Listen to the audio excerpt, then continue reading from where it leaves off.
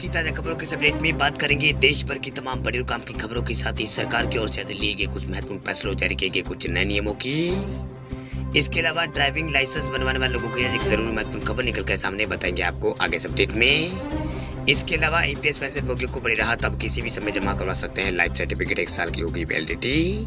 क्या है ये पूरी बड़ी खबर बताएंगे आपको आगे इस अपडेट में। इसके अलावा महंगाई को लेकर बड़ी और महत्वपूर्ण खबर निकल कर सामने बताएंगे आपको आगे इस अपडेट में। इसके अलावा किसानों के लिए खुशखबरी, अब किसानों को किराए पर मिलेंगे ड्रोन, उड़ाने का भी दिया जाएगा परीक्षण।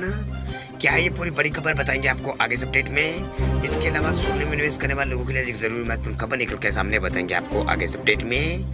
इसके अलावा कुछ एजुकेशन और जॉब रिलेटेड महत्वपूर्ण अपडेट्स है बताएंगे आपको आगे इस अपडेट में। साथ ही कोरोना कर्फ्यू और लॉकडाउन से कुछ महत्वपूर्ण बड़ी खबरें बताएंगे एक एक करके इस अपडेट में। साथ ही आज की तमाम बड़ी और काम की पूरी 20 खबरों की बात करेंगे आगे इस अपडेट में।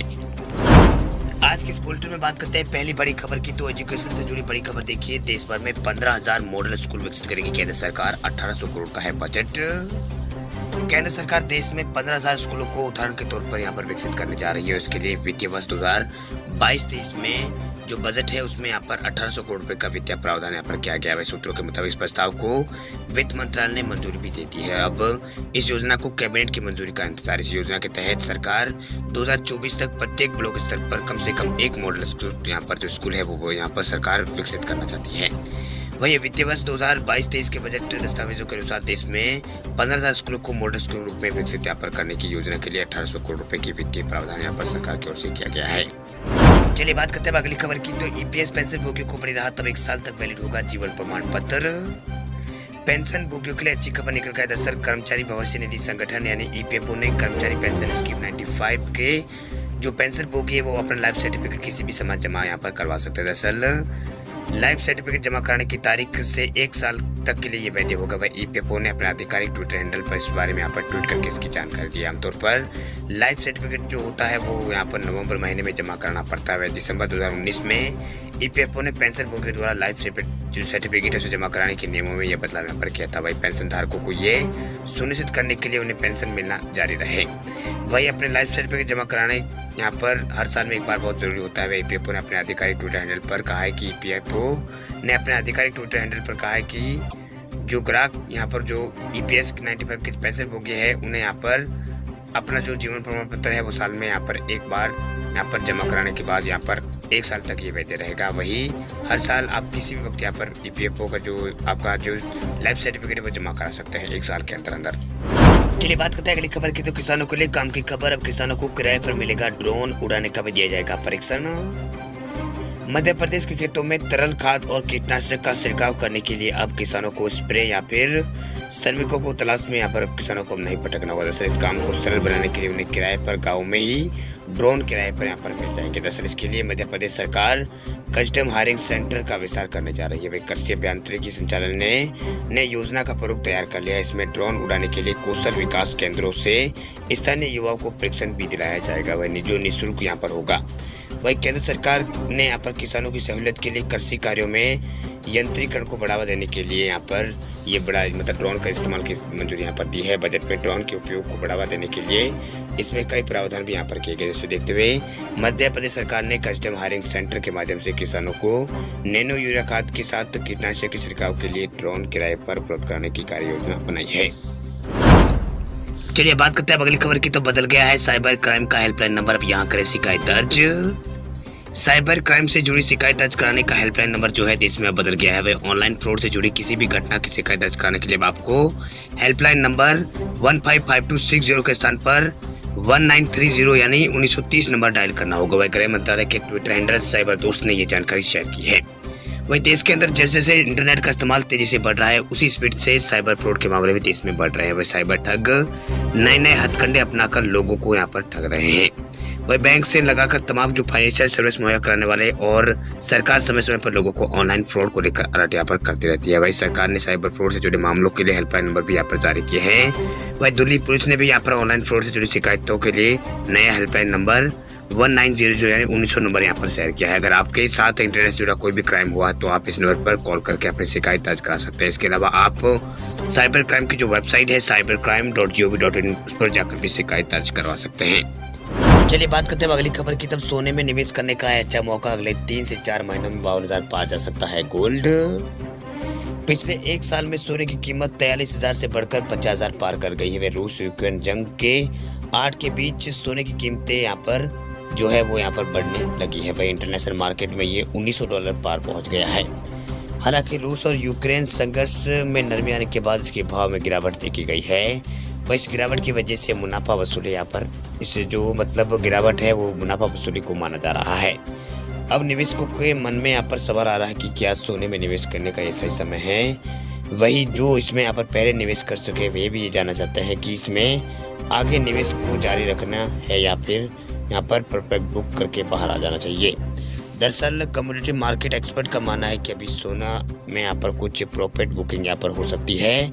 जो आपका सोना है वो आपकी परफेक्ट यहाँ पर प्रॉफिट जो बुकिंग वहाँ पर हो सकती है जिससे इसके भाव में कमी आएगी। वह रूस यूक्रेन संकट दूर होते दिखने के बाद दुनिया भर में बढ़ती महंगाई को लेकर चिंता यहाँ पर बनी हुई है। सोने की कीमत को बढ़ाने में मदद करेगी। वह इंटरनेशनल मार्केट में अभी कुछ गिरावट के बाद भाव $1865 पर आ सकते हैं, जो कि अगले साल यहाँ पर 3 से 4 महीनों में बढ़कर $2000 पार पहुंच सकते हैं। बस गिरावट के समय इसमें खरीदारी करने का अच्छा मौका रहेगा। वही घरेलू बाजार में जो MCX है उसमें कीमत 52,000 प्रति 10 ग्राम के स्तर पर आ सकती है। चलिए बात करते हैं अगली खबर की। तो ड्राइविंग लाइसेंस को लेकर बड़ी खबर देखिए। ड्राइविंग लाइसेंस को ऑनलाइन करने का अंतिम मौका। इस तारीख के बाद आपका ड्राइविंग लाइसेंस बन जाएगा कागजी रद्दी।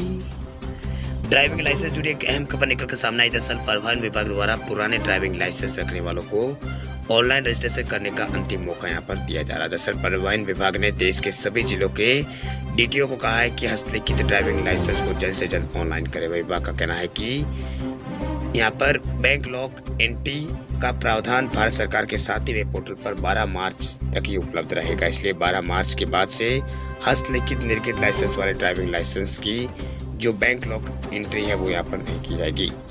बता दें आपको कि भारत सरकार के निर्देश के बाद वैसे ड्राइविंग लाइसेंस धारक जिनका ड्राइविंग लाइसेंस बुकलेट या फिर हाथ से लिखा हुआ जारी हुआ है या फिर फॉर्म या फिर बुकलेट की तरह है, वे सभी अब ऑनलाइन यहाँ पर किए जाएंगे। ऐसे में यहाँ पर ऐसे लोगों को 12 मार्च शाम 4 बजे तक का यहाँ पर राज्य के जिला परिवहन कार्यालय में मूल लाइसेंस के साथ ऑनलाइन एंट्री करना अनिवार्य होगा। वह परिवहन विभाग ने इस संबंध में राज्यों के यहाँ पर RTO को भी आदेश यहाँ पर जारी कर दिया है।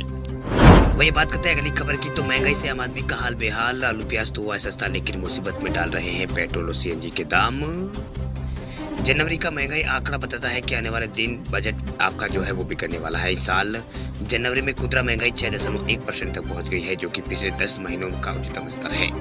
वह रिजर्व बैंक के लिए RBI ने महंगाई लिमिट 6% तय की थी, लेकिन जनवरी महीना उससे भी यहाँ पर आगे निकल गया है। वही अगर आप घर का सामान लेते हैं तो आपको पता ही होगा कि कुछ आइटम जो है सस्ते हुए हैं तो कुछ महंगे भी हो गए हैं। जिसकी जैसी जरूरत वैसी महंगाई। चावल, आटा, आलू, प्याज खरीदने वालों को कुछ राहत दिखेगी तो क्योंकि इनके रेट गिरे हैं, लेकिन तेल और बिस्किट खरीदने वालों को महंगाई चुभेगी क्योंकि कंपनियों ने इन सामानों के रेट बढ़ा दिए हैं।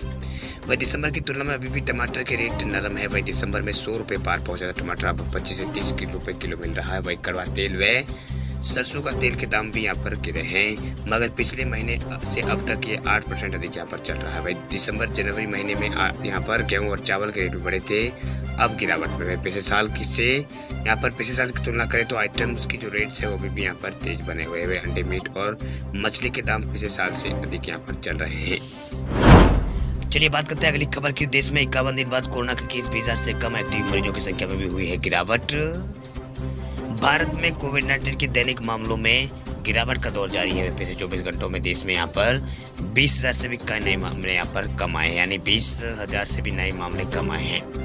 वजह से देश में कोरोना संक्रमितों का कुल जो मामलों की संख्या है भारत में 4,28,22,000 पार है, जबकि संक्रमण से बीमार होकर इलाज कर रहे मरीजों की संख्या भी भारत में फिलहाल जो एक्टिव केस है वो 2,24,000 के आसपास रह गए। वही केंद्रीय स्वास्थ्य मंत्रालय द्वारा जारी किए गए आंकड़ों के अनुसार एक दिन में भारत में कोरोना संक्रमण के 19,968 नए मामले आए हैं, जबकि 673 मरीजों की पिछले 24 घंटों में मौत हुई है। मृतकों की संख्या भारत में 5,11,000 पार हो चुकी है। वही मंत्रालय के अनुसार भारत में पिछले साल 30 दिसंबर को कोरोना वायरस संक्रमण के 16,000 नए मामले सामने आए थे। वे उपचार मरीजों की संख्या संक्रमण के कुल मामलों का 0.52% है, जबकि कोविड-19 से स्वस्थ होने वाली राष्ट्रीय दर जो है रिकवरी रेट भारत के अंदर वो 98.28% है। वही 24 घंटों में कोविड-19 उपचारित मरीजों की संख्या यहाँ पर टोटल जो 29,000 है वो यहाँ पर इसमें कमी देखी गई है। आपको बता दें कि देश में कोरोना के मामलों में अभी लगातार गिरावट का दौर जारी है। आने वाले दिनों में कोरोना के मामले और भी यहाँ पर भारत के अंदर यहाँ पर कम होने की संभावना है, यानी अलग अलग यहाँ पर जो मामले हैं वो भारत में अब यहाँ पर कम होने की संभावना है। वही देश में अभी कोरोना के मामलों में गिरावट का दौर लगातार जारी है। वही पिछले कई दिनों से जो कोरोना के नए मामले हैं वो भी यहाँ पर गिर रहे हैं, जिसके कारण देश के अंदर यहाँ पर कोरोना के मामलों में जबरदस्त अभी गिरावट यहाँ पर आ रही है। वही केरल में जो मामले हैं अभी कम हो रहे हैं। केरल के अलावा दूसरे जो दक्षिणी भारत के राज्य है वहाँ भी कोरोना के मामलों में लगातार गिरावट का दौर यहाँ पर जारी है, जिससे कोरोना मामलों में लगातार गिरावट आ रही है। वही पिछले 24 घंटों की बात करें तो यहाँ पर अलग अलग राज्यों में कोरोना के मामलों में जबरदस्त गिरावट यहाँ पर आई है। वही राजस्थान की बात करें तो यहाँ पर राजस्थान के अंदर भी कोरोना के मामलों में पिछले कुछ दिनों से लगातार गिरावट का दौर जारी है। वही पिछले कुछ दिनों से यहाँ पर कोरोना के नए मामलों में गिरावट जारी है। वह राजस्थान के अलावा पंजाब, हरियाणा, दिल्ली और गुजरात में भी कोरोना के मामलों में लगातार गिरावट का दौर यहाँ पर जारी है। वह नए मामलों में लगातार यहाँ पर कमी आ रही है। वह राजस्थान में पिछले 24 घंटों में कोरोना के कारण 4 लोगों की मौत हुई है। वही 1022 नए केस सामने आए हैं। वही 1022 नए केस सामने राजस्थान में टोटल मामलों की संख्या 12,74,810 हो गई है। प्रदेश में फिलहाल जो एक्टिव केस है, यानी यहाँ पर स्वस्थ होने मरीजों की संख्या ज़्यादा हो चुकी है। एक्टिव केस फिलहाल राजस्थान में यहाँ पर 9,800 के आसपास बची हुई, यानी एक्टिव केस राजस्थान में फिलहाल बहुत यहाँ पर फिलहाल कम यहाँ पर चल रहे हैं। वही दिल्ली में भी कोरोना के मामलों में लगातार गिरावट का जो दौर है वो लगातार जारी है। वही यहाँ पर कोरोना के नए मामलों में गिरावट का दौर यहाँ पर जारी है। वही पिछले कुछ दिनों से यहाँ पर कोरोना के नए मामलों में गिरावट यहाँ पर आ रही है। पिछले 24 घंटों में 570 नए कोरोना केस यहाँ पर आए हैं। दिल्ली में 4 लोगों की यहाँ पर भी पिछले 24 घंटों में मौत हुई है।